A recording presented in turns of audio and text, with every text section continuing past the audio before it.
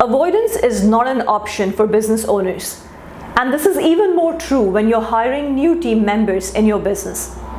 To make sure that this new person is inducted well and the performance is being managed effectively, there are certain factors that you need to be mindful of from day one.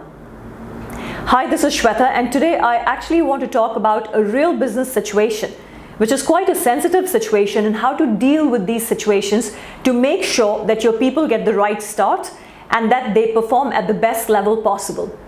And please remember to subscribe to this channel so you get notifications for these practical learnings for your business and its growth. So a few days back, I got an email from my business client, and this is what he wrote. So I'll actually read out the exact email content and my response to that. So let's first understand what's the situation. So this is what he's writing. Shweta, it's about my new branch manager. Our opening hours are 7:30 a.m. to 6:30 p.m. We discussed his travel to and fro from the office and the expectation. He's now saying he's happy to work 8 a.m. to 6:30 p.m. but cannot easily get in for 7:30 a.m. We are worried knowing the business requirement and the level of his role, and that he's already asking for adjustments and are unsure how to proceed. Finding the decision quite difficult. What do you suggest? Now you just need to imagine this situation. It's not an easy one, right? You want to fill this position, you have the right candidate in front of you, but there is this little bit of mismatch. So how do you go about this? So obviously I responded to the client, and I will read out exactly what I wrote to him. But when I'm reading out the response, I want you to pay attention to different components of that email. The first being that how important it is to explain the context of the approach that you're suggesting to your team member so they get the perspective.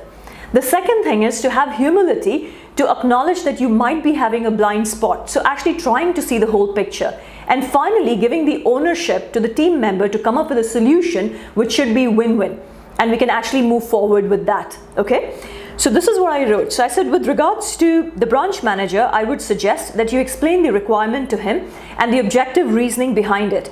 Also ask him if he sees any alternative solution to ensure you're not having a blind spot. But assuming that this is what's required from the branch manager, then he'll have to figure out a way to make it work for himself and his team.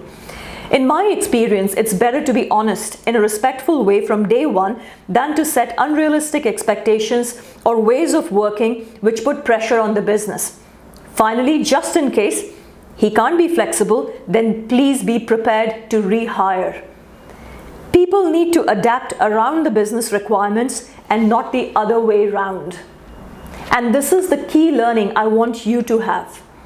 When you look at your business, and if you feel that there is a strain in the relationship that you have with a particular team member, or that they're not performing at the right level, most probably you are trying to adapt the business around their requirements. It's not a healthy win-win situation. So please look at it carefully, identify those situations, those adaptations, have a very honest and respectful discussion and set it right, because that's really important for a fast-growing, a healthy growing business. And once again, please remember to subscribe to this channel just so that you're not missing out some very practical learnings and strategic approach for your business and to unlock its potential.